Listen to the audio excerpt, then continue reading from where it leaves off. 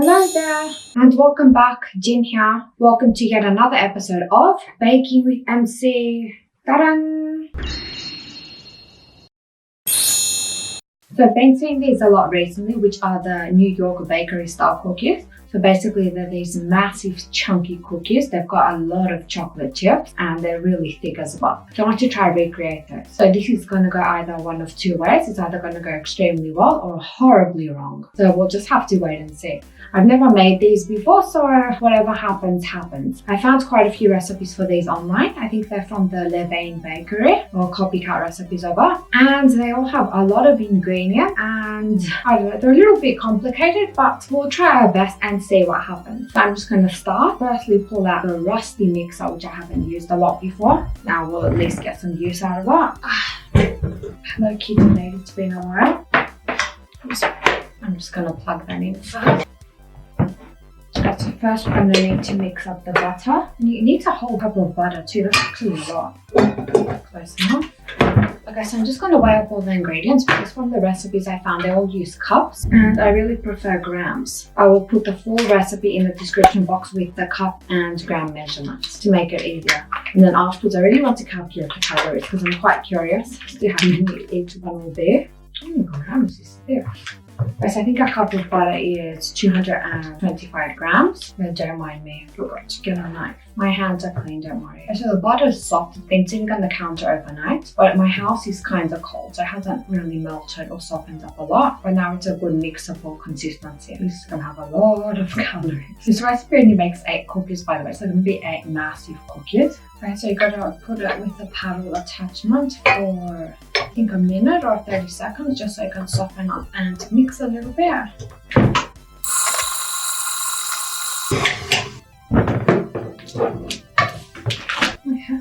And I forgot to say before, but before you start making the recipe, you're supposed to preheat the oven to 400 degrees Fahrenheit or 200 degrees Celsius, I believe. Right, as you've just creamed the butter a little bit, I'm just going to add in the sugar. This uses light brown sugar and white sugar. I have a 1 cup measurement here, so I'm just going to fill this 3/4 of the way. That's a lot of sugar. Okay, so that's about that amount of the brown sugar. So it's 130 grams of light brown sugar. And then we need half a cup of white sugar. That's about this, right? That's also about 130 grams of white sugar. So here are both of our white and brown sugars. I'm just going to mix them up a little bit and then put them in with the butter. I'm just going to press the sugars together so they're not lumpy because the brown sugar is quite lumpy. Oh man, this feels so good. Oh, brown sugar feels like sand. I love it so much. Okay, in go the sugars. Now onto medium heat. Medium speed, sorry. Yeah, all the butter is stuck on the paddle, so I'm just gonna take the paddle off.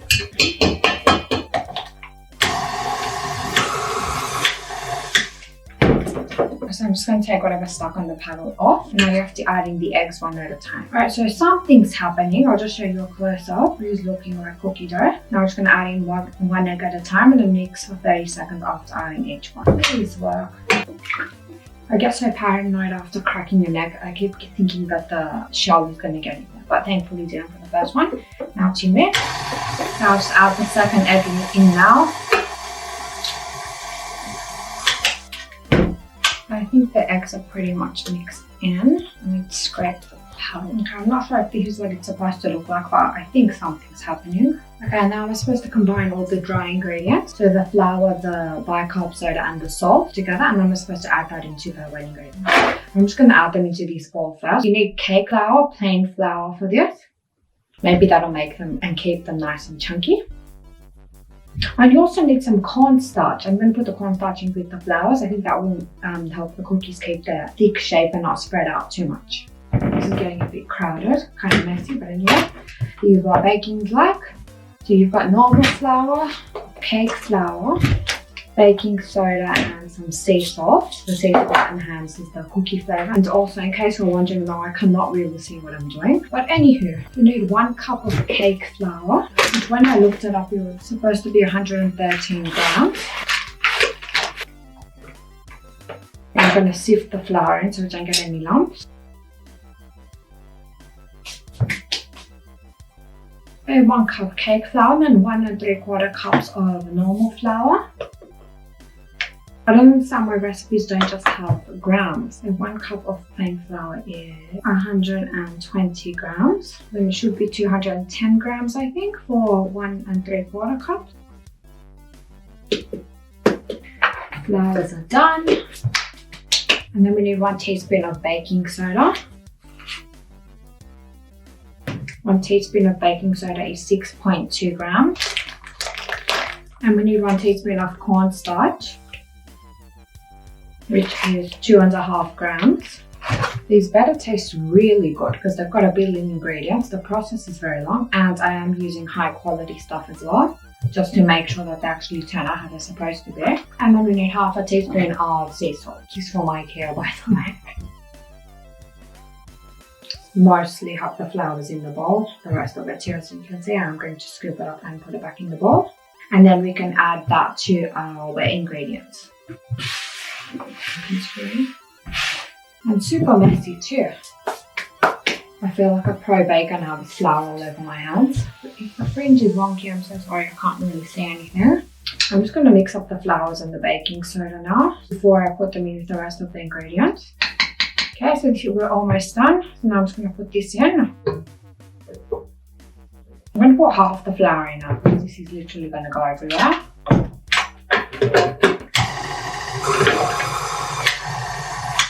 Okay, now I'm going to add in the rest of the flour. It surprisingly didn't fly everywhere. It really looks like there's enough liquid in there. So I'm just going to stop it there. It looks like the flour is incorporated in. And then basically the last step is to add in 2 cups of chocolate chips and 2 cups of mixed walnuts. Okay, look at that.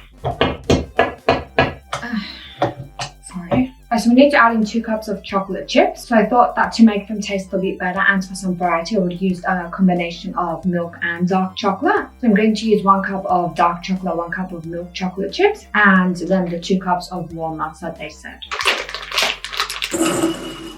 Okay, so 1 cup of chocolate chips and dark chocolate chips is 170 grams. They said to use semi-sweet chocolate chips, but I couldn't find them anywhere in the supermarket here. So I'm just using milk and dark. And yes, Cadbury's, because Cadbury's chocolate is literally the best chocolate I've ever tasted.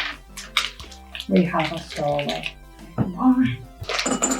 There are some other chocolate brands that I've tasted, but I think Cadbury is by far the best. Well, comment down below and let me know which chocolate brand you like the best. So the chocolate chips I'm using for the milk one is Cadbury's, and the dark chocolate chips are Nestle.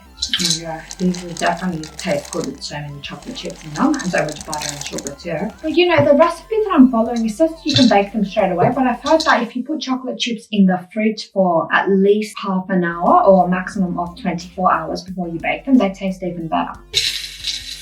And just do 1 mix. And now time to weigh up the walnuts and add those in too. And it kind of looks like there's not enough butter to incorporate all the chocolate chips and the walnuts, but we'll see. And 1 cup of walnuts is 100 grams. That looks perfect, there. And then we've got our 2nd cup here. I'm just going to crush the walnut with my hands. These literally better taste good. Okay, so what I was saying before is that the recipe says to bake them straight away, but I've heard that cookie dough tastes a lot better after it's been refrigerated for a while or chilled. So what I'm going to do is I'm going to bake. This recipe makes 8, so maybe I'll bake half of them or just 3 of them now. And I'll put the rest of the dough in the fridge and bake them tomorrow, about after at least 12 hours, and see what the difference is. Probably done this beforehand. So I'll put them in a Ziploc bag. Oh, I guess these cookies are going to have chunky walnut pieces in them. It doesn't even look like there's enough batter to hold all this. Or I guess it needs so much stuff to stay thick and chunky rather than spread out when it's baking. Okay, so in the walnuts go now. Oh my god, it's so thick that the paddle wasn't even coming up. I'm just going to spread the walnuts in there. This has eggs in it, so it's not advised to eat this raw. But I do frequently make cookie dough to eat that does not have eggs in it, which is perfectly safe to consume uncooked. Maybe we'll do another baking with empty of that. There are lots of different versions of making cookie dough or raw cookie dough. So now I have a spoon here. Probably would have been better to use a spatula, but 1 spoon. Oh my god, this is really thick. Okay, now what I want to do is I want to weigh this batter and divide the cookies into equal sized balls. Hopefully it fits back into this ball. Okay, this is 500 grams. This is the maximum capacity of this scale. And it's already filled up the bowl. What the heck, is this a kilo? Oh my god. Okay, so this is about 1.4 kilos. Wow, a lot of cookie dough. But you don't look at it, does not look good. This is basically just chocolate chips and walnuts. Okay, and if there are 8 cookies, each cookie should be 175 grams. So time to do some separating now. I'm just gonna bake 3 of them now. This is gonna be 1 cookie. It's probably going to be 1,000 calories for sure. Since I weighed all the ingredients, I'm going to calculate the calories at the end and see how many calories each one is. Okay, now it says to form them into balls and they're going to create the shape on their own when they're baked. Seriously, look at this. Can you see it? Like a golf ball or a tennis ball. This thing is massive. There's one there. Bit of a tissue. My hands are covered in stuff. Seriously though, look at this. Look at these monster cookies. Okay, so I'm just going to bake these 3 now for about, I think it's 10 minutes. Right then, let us go bake these now and see how they turn out. Okay, so these are out of the oven and they've cooled down. These were actually baked 2 days ago. I kind of forgot to bake the rest of them yesterday. But yes, they've been sitting on the counter. Look how big these things are. But anyways, yeah, I did bake 3 cookies. We lost one of them on the way. My family and I tasted them all and my family actually really like them. And to me, they taste like Subway cookies, kinda. Oh my god, these are so thick. Okay, so I did weigh these cookies after they were baked and they were 168 grams. Super thick. Okay, so now what I want to do is, since the rest of the cookie dough has been sitting in the fridge for a few days, I want to bake it and see if it makes a difference. So here we have the rest of the cookie dough and another lined tray. It thickens up quite a bit in the fridge. Okay, it's a lot harder to shape now. I'm going to bake these 3 now for 12 minutes again at a 400 degree oven or 200 degrees Celsius. Okay, so while the ones that have been chilled are in the oven, I will give you the calorie rundown for each of these cookies. So each of these massive cookies, 168 gram cookies, each one is 873 calories. But then considering how many chocolate chips and walnuts are in that, I guess that makes sense. 46.9 grams of fat, wow, okay. 79.2 carbs and 11.1 grams of protein. And there are also in each cookie 46.5 grams of sugar. So this is basically a diabetes bomb. You're supposed to have about 55 grams of sugar a day. But it's good to have this as a one-off thing, but definitely not every day. And I do recommend making them to try it out and see what they're like in America. Leftovers after my family and I have gotten to them. Okay, the ones that were chilled first have come out of the oven and they've been sitting on the counter for about 15 minutes to cool down. But like, man, look at this. I need to show you with my hands actually how big these cookies really are. Can you see it? I wish I could see. But yeah, I think after being in the fridge for a while, these ones have baked a lot better. You can see that the colors are a lot nicer compared to these ones here. Now these ones have been sitting on the counter for 15 to 20 minutes. You need to let them sit on the counter before you eat them because right after taking them out of the oven, they are super soft. But can you see the difference? These are the ones I baked 2 days ago. So I think because they've been sitting on the counter, they've kind of settled. And then you can see these ones here that were baked just now, they're a lot gooier. Yeah, it's slightly warm too. Oh yeah, look at that fall apart. Oh yeah, that's going to be a good cookie. Slightly warm, that's really good. They are a bit greasy though straight out of the oven, but they taste really good, especially being a little bit warm. They are worth trying, so I'll leave the whole recipe with the gram measurements in the description box below. So please try them out, and if you do try them out, tag me on Instagram so I can see how yours turned out. But yeah, that is the end of this video. So the end of making these massive cookies. Thank you so much for watching. I really do appreciate it. Please like this video if you enjoyed it. Subscribe for more and leave a comment down below and let me know what you'd like me to make next. But anyways, I will see you very soon, and maybe in the next Baking with MC or in another video. Or it's probably going to be the next Mr. Love Queen's Choice actually. But until then, bye for now.